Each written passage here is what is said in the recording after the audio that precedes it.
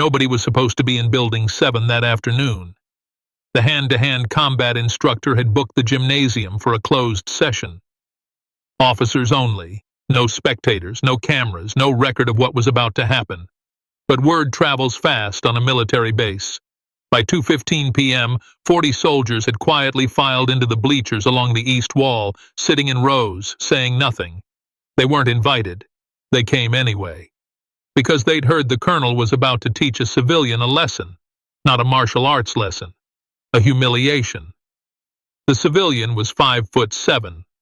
He weighed 141 pounds. He'd arrived that morning in a black collared shirt and dark slacks. No uniform, no rank, no indication that he belonged on a United States Marine Corps installation. The colonel had taken one look at him across the mess hall and said 6 words that 14 people heard clearly. "Who invited this skinny little man?" Those 6 words would cost the colonel something he'd spent 22 years building: his reputation, his authority, his belief that size and military training made a man unbeatable. In the next 11 minutes, this skinny little man would dismantle everything the colonel understood about combat. And the 40 soldiers watching from the bleachers would carry the memory for the rest of their lives. This is what happened at Marine Corps Base Camp Pendleton, Thursday afternoon, September 14th, 1967. Camp Pendleton, California. September 14th, 1967. Thursday, 1:47 p.m. The base sprawls across 125,000 acres of Southern California coastline. It is the largest Marine Corps base on the West Coast, home to the 1st Marine Division, training ground for tens of thousands of Marines preparing for deployment to Vietnam. In September of 1967, the war is escalating. Every week, transport planes carry young Marines from Pendleton's airstrip to Southeast Asia. Combat readiness isn't abstract here. It's life and death. Every drill, every training session, every hour in the gymnasium carries the weight of survival. Building 7 is the base's primary hand-to-hand combat training facility, a converted warehouse with concrete floors covered in green military-grade mats. Heavy bags hang from steel I-beams. Wooden striking posts line the south wall. The smell is industrial disinfectant and sweat.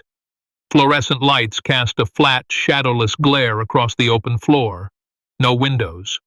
The space is designed for one purpose: teaching Marines how to kill with their hands. At the center of this facility stands Colonel Raymond "Iron Ray" Hargrave. Colonel Hargrave is 44 years old. He stands 6 feet 5 inches tall and weighs 247 pounds. His hands are the size of dinner plates. His forearms are roped with veins thick as pencils. He has a jaw that looks carved from the same granite as the base's perimeter walls, and a voice that can freeze a platoon at 50 yards. He does not ask. He commands. He does not suggest. He orders. And when Colonel Raymond Hargrave tells you something about hand-to-hand combat, you listen, because the man has earned every syllable. His credentials are not decorative. They are written in scar tissue and service records. Hargrave enlisted at 18. By 22, he'd earned his commission and a reputation as the most physically dominant officer in his battalion. He served 2 tours in Korea. At the Battle of Chosin Reservoir, in temperatures that dropped to 35 below zero, Hargrave reportedly killed 2 Chinese soldiers with his bare hands during a night ambush when his rifle jammed. He never confirmed the story publicly. He never denied it either. The men who served with him didn't need confirmation. They'd seen what he could do. After Korea, Hargrave was assigned to develop hand-to-hand combat curriculum for the Marine Corps. He studied judo in Okinawa under Master Kotaro Iha for 18 months, earning his black belt in 14. He trained in Western boxing at the Armed Forces Boxing Program, compiling a 31-2 record as a heavyweight. He studied Filipino stick fighting during a 6-month deployment in the Philippines. He incorporated wrestling, knife defense, bayonet technique, and pressure point manipulation into a unified system he called Marine Combative Engagement, MCE for short. The Corps adopted it base-wide in 1963. By 1967, Colonel Hargrave had personally trained over 4,000 Marines in close-quarters combat. He held a third-degree black belt in Kodokan judo, a 31-2 boxing record. He'd been decorated with a Silver Star, 2 Bronze Stars, and a Purple Heart. His training sessions were legendary. Marines feared them.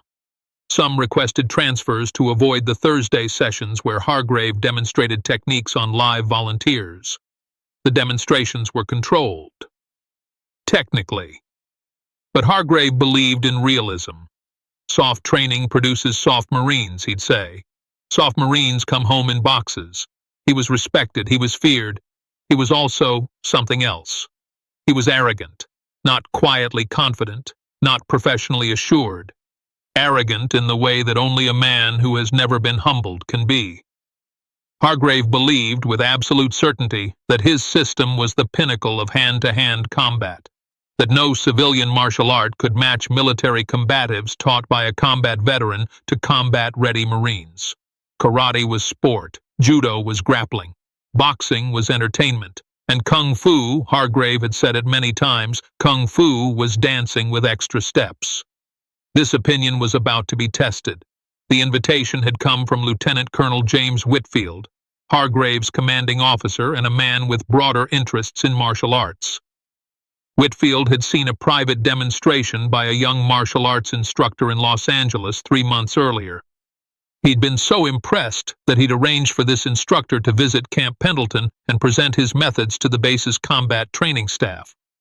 Hargrave had agreed to attend only because Whitfield outranked him.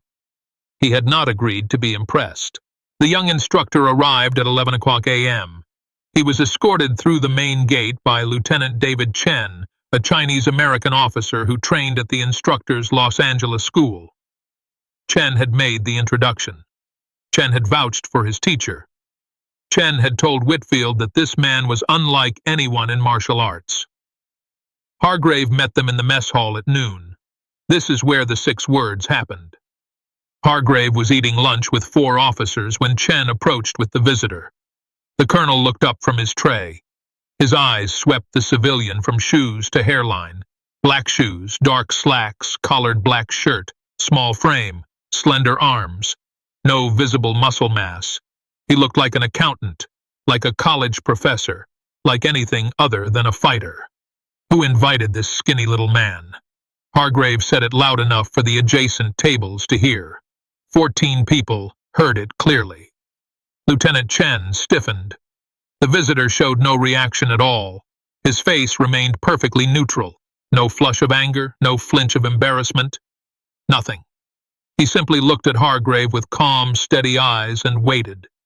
Lieutenant Colonel Whitfield intervened. "Ray, this is Bruce Lee.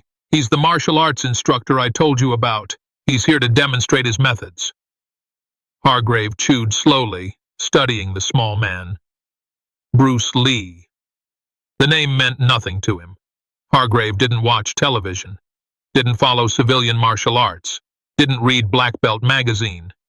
He knew combat, real combat.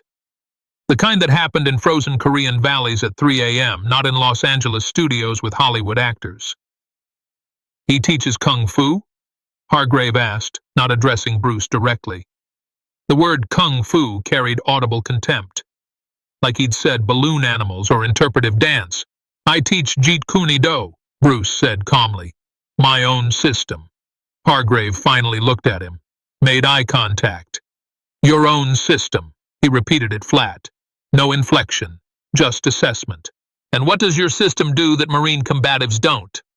Bruce held the colonel's gaze without wavering. "It works." The mess hall got quiet, not silent, just quiet. The ambient noise of trays and conversation dropped noticeably. People sensed the temperature changing. Hargrave's jaw tightened. He wasn't accustomed to civilians being direct with him, especially not small ones. "We'll see about that," Hargrave said. "Building 7, 1400 hours. I'll give you the full demonstration." He meant he'd give Bruce the full demonstration of Marine combative engagement, of what real fighting looked like. Bruce nodded. "I look forward to it." By 1:30 p.m., word had spread through the barracks. The colonel is going to spar with a kung fu guy, a civilian, some actor from the TV show with the Green Hornet. He's tiny. The colonel is going to destroy him. 40 Marines filtered into Building 7. They sat in the metal bleachers along the east wall. Some were privates, curious. Some were NCOs who'd trained under Hargrave for years. A few were officers who wanted to see the civilian humiliated so they could tell Whitfield his pet project was a waste of time. Nobody in those bleachers expected anything other than a quick, decisive demonstration of military superiority. At exactly 2:00 p.m., Colonel Hargrave walked to center mat. He wore Marine PT gear. Green shorts, olive drab t-shirt stretched across his chest and arms, dog tags tucked inside. He rolled his neck, cracked his knuckles. Each pop echoed off the concrete walls. Bruce Lee walked onto the mat from the opposite side, still in his black shirt and dark slacks. No change of clothes, no warm-up gear, no protective equipment. He looked exactly like what he was, a civilian who had wandered into a military gymnasium. The visual contrast made two Marines in the front row exchange a glance. This wasn't a mismatch. This was a joke. Hargrave had 10 inches and 106 pounds on the civilian. His reach advantage was enormous. His hands could wrap completely around Bruce's bicep. The colonel looked like he could fold this man in half and mail him home. Lieutenant Colonel Whitfield addressed the room. "Gentlemen, Mr. Lee is here at my invitation to demonstrate his martial arts method. This will be a controlled exchange, light contact. We're here to learn, not to injure. Is that understood?" The 40 Marines said nothing. Hargrave said nothing. Bruce said nothing. "Mr. Lee, Colonel Hargrave, you both understand the terms?" Bruce nodded. "Understood." Hargrave shrugged. "I won't hurt him." He said it the way a man says he won't step on an ant. Not as a promise of restraint. As an observation that the ant was too small to bother crushing. They faced each other on the green mat, 8 feet apart. Hargrave settled into his fighting stance. MCE base position. Left foot forward, weight distributed 60-40. Hands up, fists closed, elbows tucked to protect the ribs. Chin down behind his lead shoulder. His stance was wide, stable, grounded. He looked like a fortress, a 247-pound concrete wall with fists. Bruce stood naturally. Feet shoulder-width apart, weight centered. His right hand was forward, fingers extended, not clenched. His left hand floated near his chest. His knees were slightly bent. He looked relaxed, casual, like he was waiting for a bus, not facing a decorated combat veteran twice his size. 3 Marines in the bleachers shook their heads. One whispered to another, "This is going to be fast." He was right, but not the way he meant. Whitfield raised his hand. "Begin." Hargrave moved first. He always moved first. He closed the distance with a jab, straight left, the fastest punch in boxing. His fist shot toward Bruce's center line with the speed and precision of a man who'd thrown that punch 1,000 times. Bruce's head moved 2 inches to the right. The jab passed his left ear. Hargrave felt air on his knuckles. Nothing else. He reset, threw across. Right hand, full rotation of the hips, 247 pounds behind the punch. It was fast for a big man. Clean technique, perfect weight transfer. Bruce wasn't there. He'd shifted his weight offline, a half step to the left, minimal movement. The cross extended into empty space. Hargrave's momentum carried him slightly forward. The bleachers were quiet. Hargrave pressed forward. Combination. Jab, cross, left hook. 3 punches in rapid succession. Boxing fundamentals drilled into muscle memory over 31 professional fights. Each punch was technically correct. Each punch hit nothing. Bruce moved through the combination like smoke passing through a chain-link fence. Under the jab, outside the cross, away from the hook. His feet barely seemed to shift. His eyes never left Hargrave's chest. He wasn't watching the fists. He was reading the body, seeing the punches before they launched. Every shift of weight, every tensing of the shoulder, every loading of the hip told him what was coming. And he was gone before it arrived. A corporal in the third row leaned forward. His mouth was slightly open. He'd trained under Hargrave for 8 months. He'd never seen anyone avoid the colonel's combinations. Not like this, not without blocking, not without even looking concerned. Hargrave's breathing changed, slightly faster, not from exertion, from frustration. He was hitting air. The skinny little man was making him hit air, in front of his Marines. He shifted tactics, grappling. MCE emphasized clinch work, takedowns, ground control. Get your hands on the enemy, use your size, use your weight. Hargrave lunged forward with a collar tie, reaching for the back of Bruce's neck with his right hand, a technique that had put hundreds of Marines on the ground. Bruce's left hand rose. Pak Sao, a Wing Chun slapping deflection. His palm met the inside of Hargrave's forearm just above the wrist, a sharp, precise redirection. Not a block, a deflection. Hargrave's hand was pushed 4 inches offline, just enough. His fingers closed on empty air beside Bruce's head. And then Bruce moved.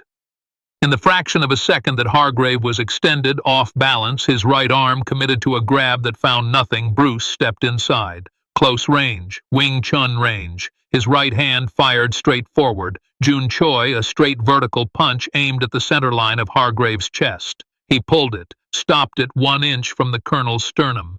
The sound in Building 7 was the sound of 40 Marines not breathing.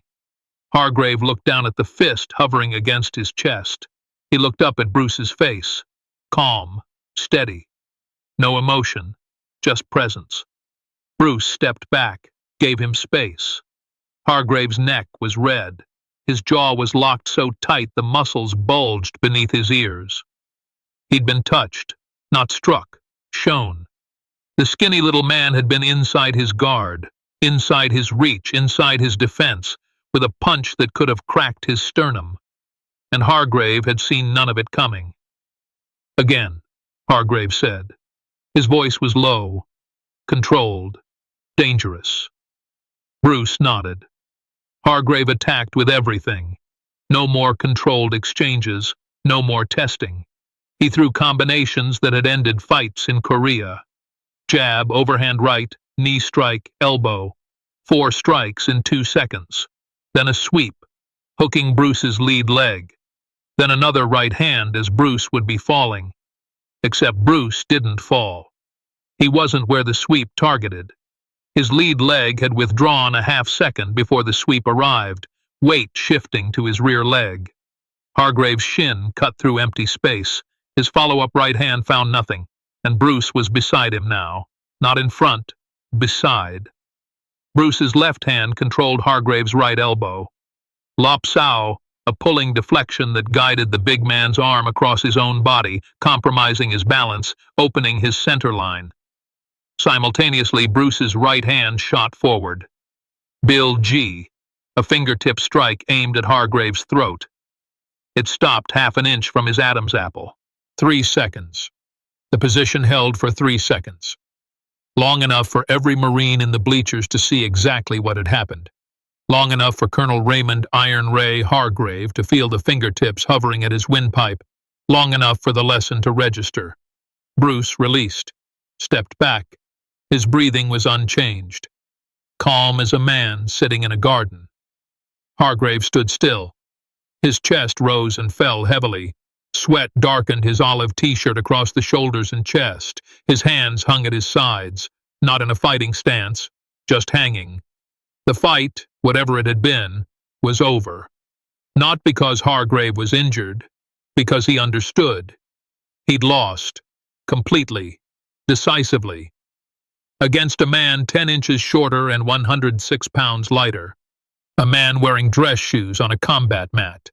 A man he'd called a skinny little man 4 hours earlier. The 40 Marines in the bleachers sat in absolute silence. Not one cough, not one whisper, not one shifting of weight on the metal benches. They had just watched the most feared hand-to-hand combat instructor on the West Coast get outclassed by a civilian in street clothes. Everything they'd been taught about fighting, about size, about military combatives being the ultimate system, everything had just been quietly, undeniably challenged. Lieutenant Colonel Whitfield cleared his throat. That was exceptional, Mr. Lee. Thank you. Perhaps you'd be willing to explain some of what we just saw. Bruce looked at Hargrave. Not with triumph, not with superiority, with respect. Colonel, your striking is excellent. Your combinations are fast, well-drilled, and powerful. You are a formidable fighter. Hargrave said nothing, listening. Bruce continued. But you telegraph. Every technique begins with a preparation, a weight shift, a shoulder turn, a chambering of the fist. These preparations are trained into you. They make your techniques powerful but predictable. A fighter who can read preparation will always arrive before the technique. Hargrave's expression changed. The anger was fading. Something else replacing it. Not humility exactly, recognition. The recognition of a man hearing truth for the first time and knowing it's true. Your system is rigid, Bruce said. It follows patterns. Patterns can be read. In real combat, the fighter who adapts wins, not the strongest, not the biggest, the one who responds to what is happening, not what he has practiced. How do you move like that? Hargrave asked. His voice was different now. Quiet. Genuine. I don't fight you, Bruce said. I fight what you give me. You give me a jab. I am not where the jab goes. You reach for me. I use your reach against you. I don't impose my plan. I respond to yours. Be like water. Water doesn't fight the rock. It flows around it, and over time, water wears the rock to nothing. Hargrave stared at him. Then he did something that 40 Marines would talk about for years. Something none of them had ever seen Colonel Raymond Hargrave do in all their time at Camp Pendleton. He bowed. Not a formal martial arts bow, not a deep Japanese bow. A simple, slow inclination of his head. A warrior acknowledging another warrior. A teacher recognizing a greater teacher.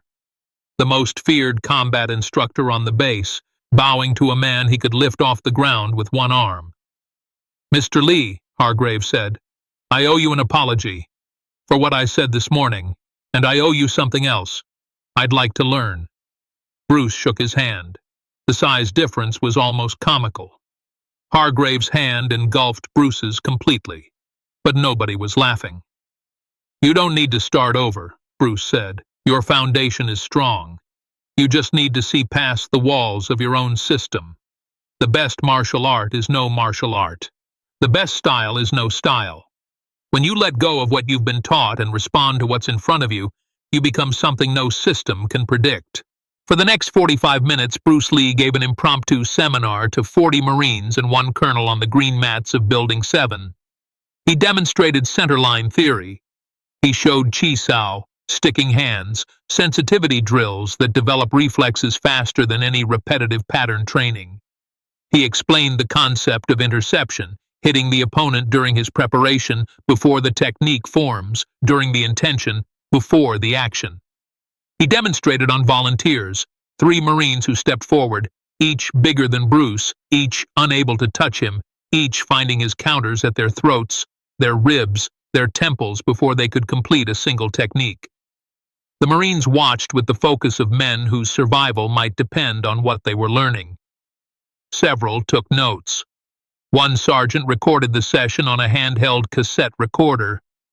Every man in that gymnasium understood he was seeing something he would never see again.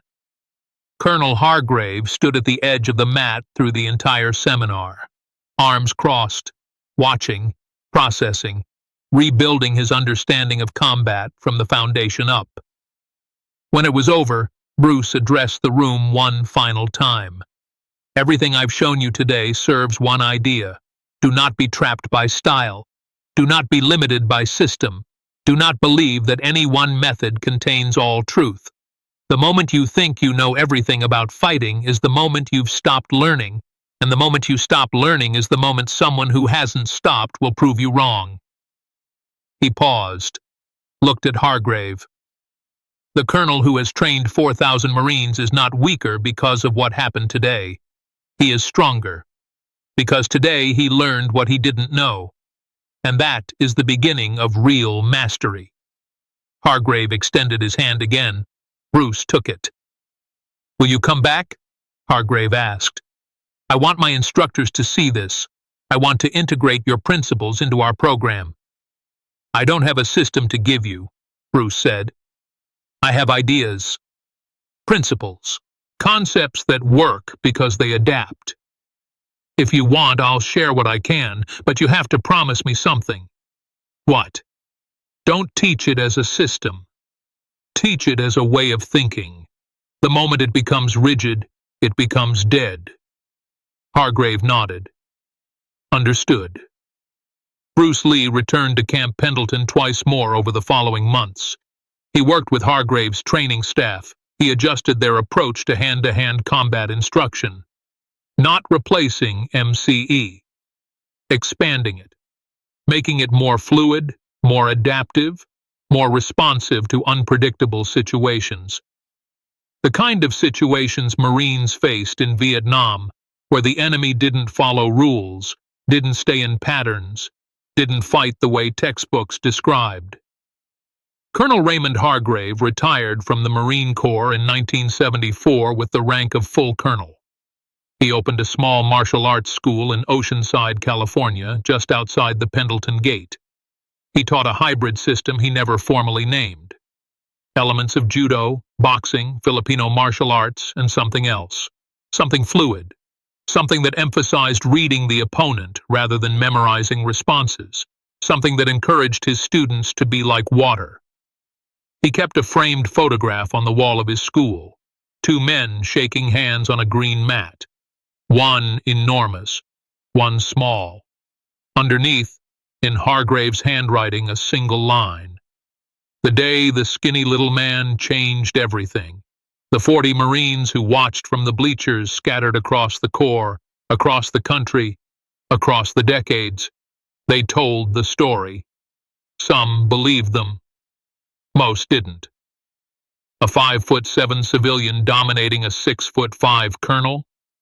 In front of 40 Marines? On a military base? Impossible. But those who were there knew. They saw it.